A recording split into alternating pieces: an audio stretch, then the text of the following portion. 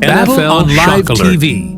ESPN's Ryan Clark reportedly pressuring the league to force Dan Shedeur Sanders trade, shutting down every doubt about Shedeur Sanders just days before the Browns faced the powerhouse Detroit Lions. Did Shedeur's truth bomb ignite a bidding war that could change the AFC forever? A generational quarterback talent?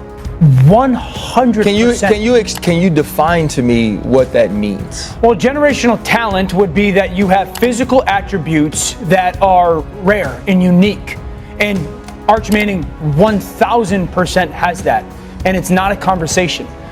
When did 6'4", 225 pounds, 4'5", 4'6" in the 40? None of those things. 100%.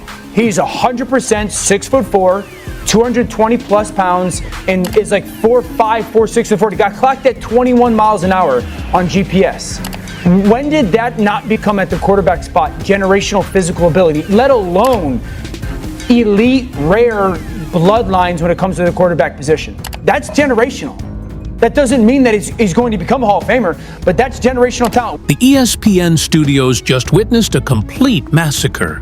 Ryan Clark didn't just defend Shedeur Sanders. He absolutely destroyed Dan Orlovsky's entire quarterback analysis career in front of millions. What started as a debate about Arch Manning being generational turned into Clark exposing why mediocre former quarterbacks like Orlovsky keep pushing narratives against elite talents like Shedeur. And when Clark dropped that line about, "I don't care what this little vest you wear on top of your nipples say," you could see Orlovsky's soul leave his body.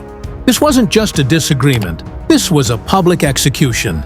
But that's the thing, though, Dan. Like, you're trying to play this numbers game. No. We don't have to play a numbers game. But that's where we got caught up. But the thing is this, though. We don't have to play a miles per hour game to know that Arch Manning running the football ain't like Lenora Sellers running the football at South Carolina. Sure. Right? We don't have to play a numbers game to know that Arch Manning running the football wasn't like Jaden Daniels running the football versus Florida when he went for 250. Yeah. Those things are not the same. I don't care what this little vest you wear on top of your nipples say.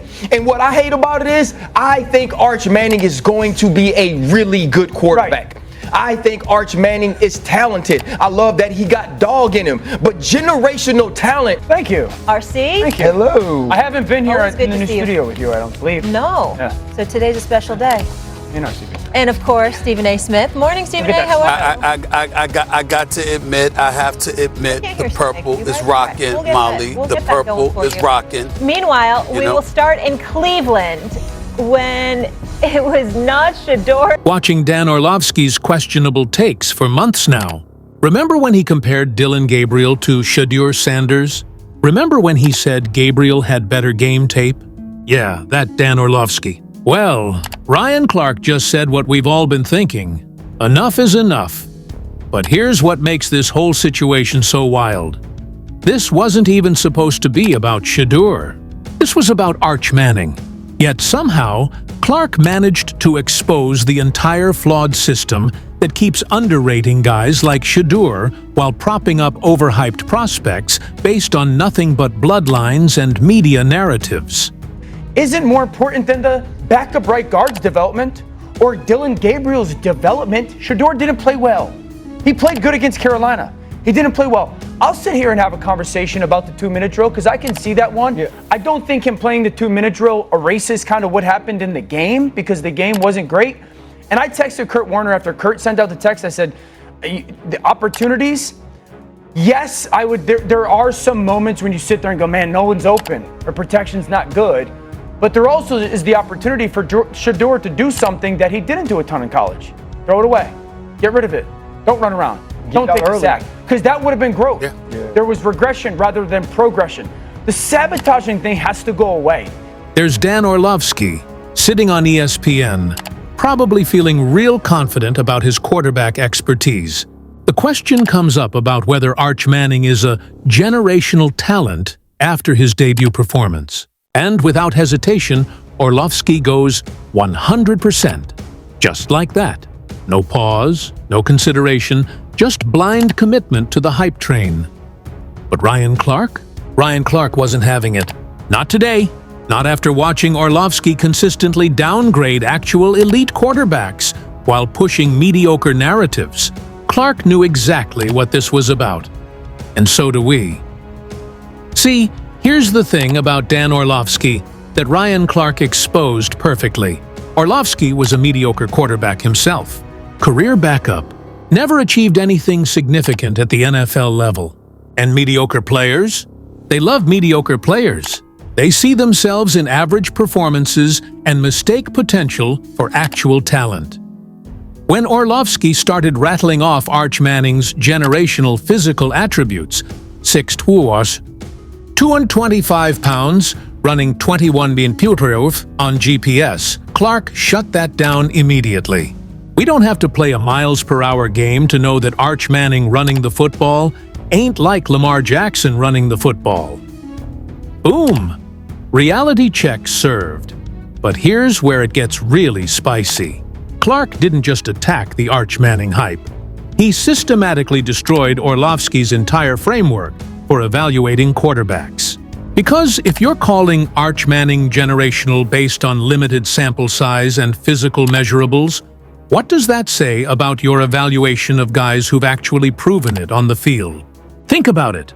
Shedeur Sanders has been putting up elite numbers, showing incredible poise under pressure, making NFL-level throws consistently. But somehow, media personalities like Orlovsky find ways to nitpick his game while calling someone with 3 career starts generational. The bias is so obvious it hurts. Clark brought up Trevor Lawrence as the perfect example. If you're Trevor Lawrence and you're a transcendent generational quarterback talent, Kelly Bryant can be the incumbent starter. Take you to the college football playoff, and Dabo Swinney could go, "You are so damn talented." Kelly Bryant got to sit on the bench. That's what real generational talent looks like. Undeniable ability that forces coaches to make immediate changes. You know what else forces immediate changes? When a quarterback like Shedeur Sanders transfers to Colorado and instantly transforms the program. Remember where Colorado was before Shedeur arrived? Dead last, rock bottom. One season with Shedeur running the show, they're competing, they're relevant, they're appointment television. But somehow, that transformation doesn't get the same media love as Arch Manning's GPS speed readings. Interesting, right? Here's where Clark delivered the knockout punch that had Orlovsky looking like he wanted to crawl under the desk. Clark mentioned how truly generational quarterbacks don't wait their turn. They take jobs. Caleb Williams took Spencer Rattler's job mid-season when Rattler was the Heisman frontrunner and projected first-round pick. That's generational impact. But Arch Manning? He couldn't even take the job from Quinn Ewers, a 7th-round draft pick projection. Let that sink in. If you're truly generational, you're not sitting behind Quinn Ewers for 2 years. You're making coaches choose between winning now or staying loyal to veterans. And this is exactly the double standard that guys like Shedeur Sanders face every single day. Shedeur walks into Jackson State and immediately elevates the program to national relevance. Transfers to Colorado and does the same thing. Shows up clutch in every big moment. But the narrative machine keeps finding reasons to diminish his accomplishments. Meanwhile, Arch Manning has 3 career starts, and suddenly he's the next coming of Peyton and Eli combined. The nepotism is wild, and Clark called it out perfectly. You want to know what's really generational? Having the mental toughness to perform under the microscope that comes with being Coach Prime's son. Having the arm talent to make throws that NFL scouts are already drooling over. Having the leadership, ability to command respect from teammates who are older and more experienced. That's Shedeur Sanders. That's what generational actually looks like. But here's what really got under Orlovsky's skin. Clark didn't just disagree with him, he questioned his entire credibility as an analyst. That line about, "I don't care what this little vest you wear on top of your nipples say," wasn't just funny, it was devastating. Clark basically told him that all his fancy analytics and GPS measurements don't mean anything if you can't properly evaluate what you're watching. And honestly, Clark was right. How can you trust the quarterback evaluation of someone who consistently gets it wrong? Someone who thinks Dillon Gabriel has better tape than Shedeur Sanders? Someone who calls Arch Manning generational after 3 starts, but finds ways to criticize a quarterback who's been elite for years? The funniest part is watching Orlovsky try to backtrack and make excuses. Well, we're in a different era with NIL. Quinn Ewers was making a lot of NIL money. Bro, stop. If you're generational, NIL money doesn't keep you on the bench. Talent rises to the top regardless of financial situations. You think anyone was keeping Trevor Lawrence on the bench because of NIL concerns? You think Caleb Williams was worried about Spencer Rattler's contract when he took that job? Generational talent doesn't wait its turn. It forces decisions. And that's exactly what Shedeur Sanders has done everywhere he's been. He's forced coaches, fans, and media members to acknowledge his talent even when they didn't want to, even when the narratives were stacked against him. But here's what makes Ryan Clark's defense so beautiful. He didn't even have to mention Shedeur directly to expose the flawed logic that's been used against him. By dismantling Orlovsky's quarterback evaluation process, he showed exactly how biased and inconsistent these media narratives really are. Think about the quarterbacks Clark referenced as examples of true generational talent. Lamar Jackson had a Heisman Trophy. Trevor Lawrence was forcing coaching changes. Caleb Williams was taking jobs from established starters. These guys didn't need 2 years to prove they belonged. They proved it immediately. Sound familiar? That's exactly what Shedeur Sanders has done at every level. But somehow, the conversation always shifts to someone else, always finds a way to diminish his accomplishments or focus on his flaws while ignoring the same flaws in other quarterbacks. The reality is that guys like Dan Orlovsky represent everything wrong with modern sports media. They create narratives based on bias, bloodlines, and preconceived notions rather than actual performance. They prop up average players while tearing down elite ones. They mistake potential for production and hype for actual results. Ryan Clark just exposed all of that in real time. And the best part? He did it while defending the entire concept of properly evaluating quarterback talent, which directly benefits guys like Shedeur, who've been getting unfair treatment from analysts like Orlovsky. You could see it in Orlovsky's face when Clark started listing off actual generational quarterbacks and their accomplishments. The realization that his Arch Manning take was built on absolutely nothing substantial. The understanding that he'd just been called out by someone who actually knows what elite quarterback play looks like. This is why representation matters in sports media.